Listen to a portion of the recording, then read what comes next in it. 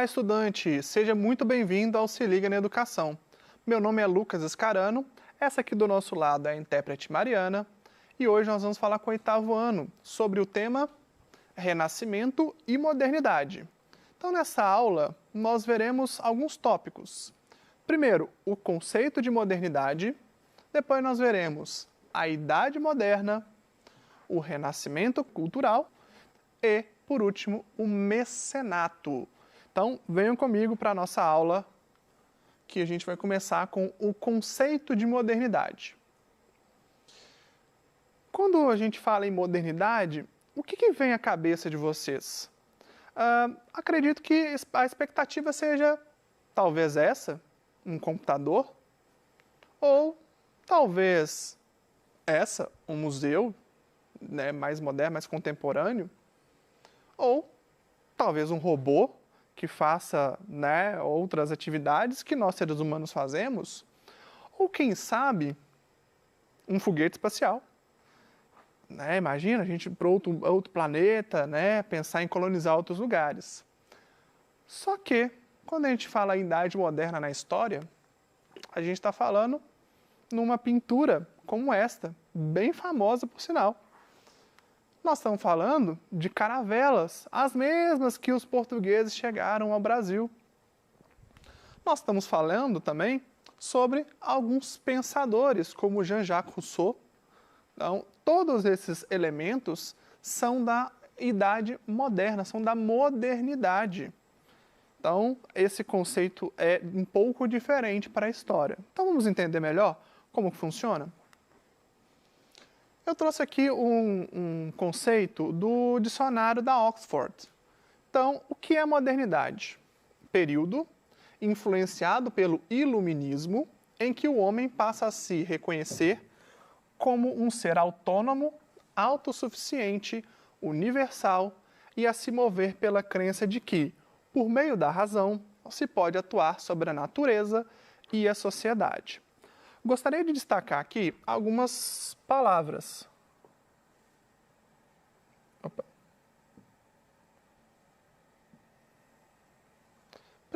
Primeiramente, a palavra iluminismo.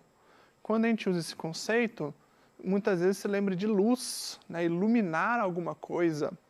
Então, a gente falando em iluminismo, são alguns pensadores que realmente utilizavam essa ideia da luz, só que a luz da razão.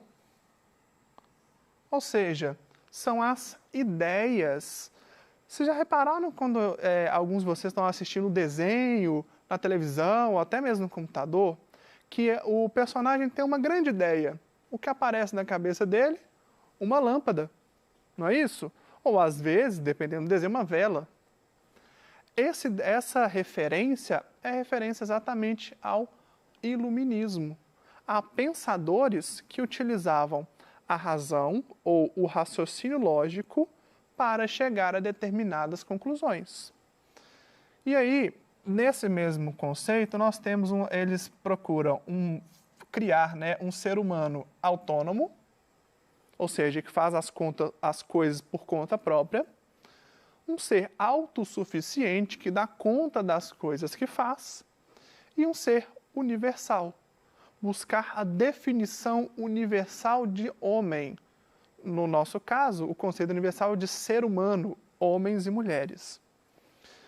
Então, basicamente, o período da modernidade é marcado pelas pessoas que questionavam alguns valores tradicionais e traziam valores novos baseados no uso da razão, no uso do raciocínio lógico, do pensamento. Continuando, entendendo o que é esse conceito de modernidade. A modernidade, então, foi um conceito que prevaleceu na Idade Moderna. Então, vamos entender como foi essa Idade Moderna. Historicamente, pessoal, a Idade Moderna ela se inicia em 1453, quando Constantinopla foi tomada pelos povos turco-otomanos. Eram povos que viviam no oeste, no leste europeu, né, e também parte da Ásia, e que migraram ali para a região de Constantinopla. Só um parênteses, a Constantinopla era a capital do antigo Império Romano Oriental. Vamos só retomar lá a aula do 6º ano, em que o Império Romano era grandioso na Europa inteira, e ele se divide em duas partes, Império Romano Ocidental e Oriental. E, basicamente, o Império se divide e o Império Romano Oriental fica em pé durante muitos anos ainda. E em 1453, ele se desfaz.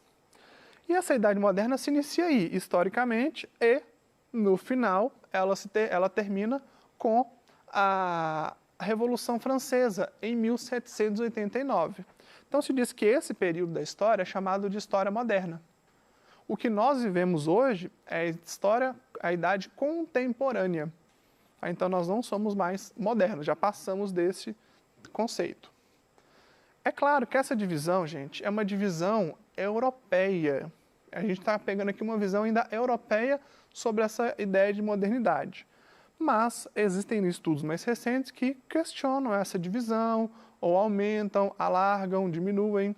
Mas, basicamente, basta você pensar que se inicia no século XV e vai até mais ou menos o século XVIII. Algumas características da modernidade, ou da Idade Moderna. A principal característica é o desenvolvimento do pensamento científico, ou do uso da razão. Então, basicamente, o pensar racionalmente é você usar a lógica, e a ciência utiliza essa lógica para chegar a conclusões. Então, um cientista ele não chega a uma conclusão do nada. Ele parte de um pressuposto lógico para chegar à sua conclusão. Além, é claro, dos experimentos, né, das tentativas que os cientistas fazem. Segunda característica da Idade Moderna, a mudança do pensamento teocêntrico para o pensamento antropocêntrico. Percebam que o cêntrico repete, né? A palavra cêntrico vem de centro. E aí, teocêntrico, Deus no centro. E antropocêntrico, o homem no centro. Então, é uma mudança de retirar Deus do centro das discussões, das ideias principais e passar com que o homem seja o centro das discussões. Então passa a se valorizar ainda mais o ser humano, ou melhor, passa-se a valorizar o ser humano em detrimento da valorização de Deus. Então começa a se questionar os valores da cristandade naquele período. É também um período da retomada do humanismo. O humanismo nada mais é do que um pensamento grego de valorização do ser humano e que esse pessoal da Idade Moderna retoma esses valores, trazendo assim novas discussões baseadas nos gregos. Então eles se inspiram bastante nos gregos e também nos romanos para criar tanto obras de arte quanto elementos filosóficos. Então a cultura greco-romana ela é super importante aqui para o desenvolvimento da Idade Moderna. Eu trouxe aqui uma outra imagem, ela é muito conhecida, gente, muito conhecida. Essa imagem aqui chama-se O Homem Vitruviano. Esse desenho foi criado pelo Leonardo da Vinci.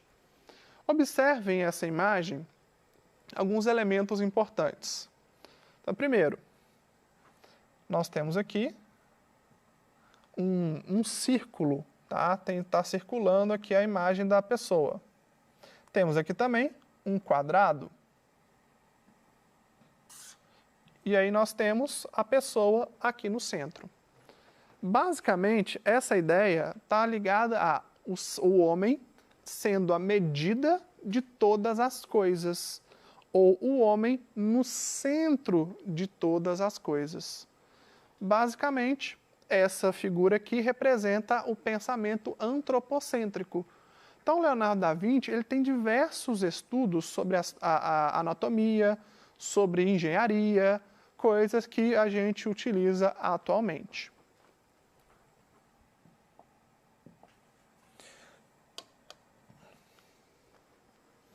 Alguns fatos importantes da Idade Moderna. Primeiro, as reformas religiosas. Foi nesse contexto em que a reforma protestante surgiu e aí as outras igrejas cristãs, né, ganharam força. Foi o período também da expansão marítima, em que os navios portugueses, espanhóis, mais para frente os ingleses, passam a navegar mais distante em busca de novos territórios. É também o período do surgimento das monarquias nacionais, em que o rei passa a centralizar o poder nas suas mãos e os nobres perdem poder nesse momento. É também o momento do renascimento comercial e cultural. E, por último, é quando o capitalismo ele ganha força, ganha fôlego nesse momento. Falando em renascimento cultural, vamos aprofundar um pouco mais. O que é esse renascimento? Então, a palavra renascimento vem de renascer. E o que estava renascendo? Vamos ver aqui. É o período da história europeia, entre os séculos XIV e XVI, em que diversos artistas retomaram ideias, temas e técnicas da cultura greco-romana e temas religiosos. As obras são marcadas pelo humanismo e pelo racionalismo, ou seja, o uso da razão. Na pintura, tem algumas características importantes, que foi a principal área que a gente lembra do Renascimento. Então, as áreas de atuação são a pintura, a escultura, a literatura e também a arquitetura. Esses 4 elementos tiveram uma mudança enorme durante o período do Renascimento. Sobre a pintura, que é o principal elemento, nós temos aqui que os artistas usavam como principal símbolo a mitologia greco-romana. Então, as deusas e deuses romanos ou gregos eram bastante representados nessas imagens. Além também das imagens cristãs. E valorizavam muito o corpo humano. Então, mesmo os deuses e as deusas eram representados como humanos, né? E eles buscavam retratar o corpo humano da forma mais fiel possível. Dentro da pintura, a gente tem algumas técnicas interessantes que são usadas, inclusive, hoje. A ideia de proporção. O que é essa ideia da proporção? Isso não é matemática, não, professor. Isso é história. Isso mesmo, é história. Mas o que é proporção? É quando eu tenho, por exemplo, vou desenhar uma pessoa. Se eu desenho a cabeça muito maior do que o corpo, eu estou fora de proporção. Então, a proporção é manter o tamanho das coisas reais. O tamanho real das coisas para que se pareça real. Segundo ponto, a perspectiva. Vocês já devem ter feito aquela brincadeira, talvez alguns de vocês, de pegar uma foto, né? Você vai tirar uma foto de uma pessoa que está longe e uma pessoa que está perto. E aí parece que a que está perto está grandona e a que está longe está pequenininha. Essa ideia é a perspectiva, é a ideia de profundidade. Quanto mais profundo, menor. Quanto maior, mais próximo do quadro, né, ou da pintura, vai estar aquela figura. Essas 2 técnicas são baseadas também nos cálculos dos gregos, né, no pensamento grego. Outras 2 técnicas interessantes é a ideia de luz e sombra. Quando uma figura um pintor quer representar uma figura destacada, ele coloca com tintas mais claras. Quando ele quer esconder algumas coisas, ele utiliza tintas mais escuras, ou até mesmo preto, para representar essa dualidade entre o claro e o escuro. E também tem o esfumato, que nada mais é do que a transição de tintas, de cores, para outro ambiente. Porque nas pinturas anteriores, nas iluminuras, por exemplo, as tintas elas eram mais, digamos assim, mais separadas umas das outras. Então você desenhava lá o rosto do bonequinho, né, do personagem, era de uma cor só. E o fundo era de uma cor completamente diferente. Aqui no esfumato você faz a transição de uma cor para outra. Então uma técnica bem legal. As meninas gostam muito dessa técnica, por exemplo, para maquiagem. Meninos também, né, que utilizam algum desenho ou até maquiagem, utilizam esse elemento. E sobre o Renascimento, existia uma figura importante que é o papel do mecenato. O que era esse mecenato? Era basicamente reis, nobres, burgueses e até mesmo clérigos, ou seja, membros do clero, que financiavam obras de arte durante o Renascimento. Financiar obra de arte, como assim, professor? Financiar é, eu pago um artista para ele pintar alguma coisa para mim, ou para minha casa, ou para o meu reino, ou para a minha igreja. Então, esses artistas, os que a gente conhece muito hoje, o próprio Leonardo da Vinci, o Donatello, Michelangelo, né, esses pintores foram financiados por esses mecenas. O termo mecenas vem de um conselheiro do imperador romano, que era o Caio Mecenas. Ele gostava de colecionar arte. E aí se desenvolveu no período do Renascimento, com base na cultura greco-romana, essa ideia de mecenato.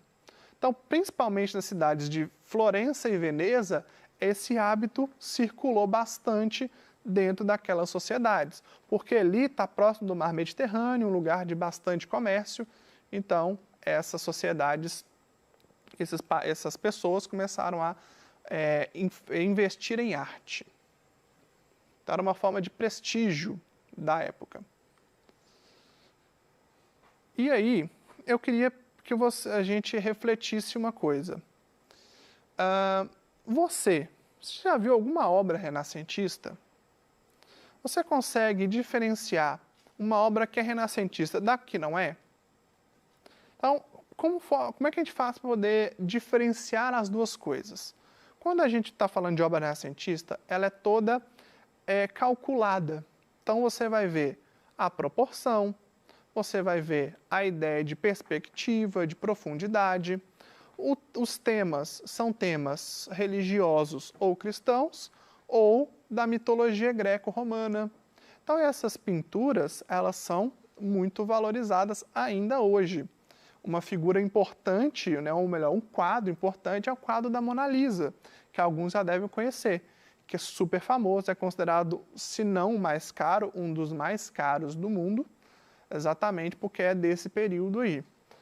E o momento ali do Renascimento, ele trouxe alguns elementos importantes, que é a busca do realismo diante do corpo humano. Com as artes mais contemporâneas, esse realismo ele se desfaz, né? Busca-se entender outras formas de arte. Mas nesse momento aqui a gente tem uma obra de arte bem mais realista. E eu gostaria só de voltar a alguns pontos aqui com vocês para a gente fechar a nossa aula. Primeiro, a ideia de modernidade, que tem a ver necessariamente com o momento da história em que a ciência se desenvolve. Trouxe também algumas ideias, né, que, por exemplo, estou voltando. A gente viu que também que historicamente a modernidade ela tem início e fim, então nós não estamos mais na idade moderna, já passamos essa idade. Vimos também que a principal característica da sociedade moderna é o uso da razão e a valorização do ser humano, e que nesse período da Idade Moderna alguns fatos se tornaram importantes, como a expansão marítima, reformas religiosas, dentre outros fatos. Bom, então eu gostaria de finalizar a nossa aula agradecendo a presença que todos que estão assistindo aí assistam novamente, né, reforcem os estudos de vocês. Nesse período da pandemia, nós estamos bastante isolados, mas a gente está trazendo aqui algumas informações úteis para vocês. E, então, se cuidem, utilizem máscara e, né, sempre lavem as mãos, né, sempre que vocês forem sair. E nos vemos na próxima aula. Até mais, bons estudos!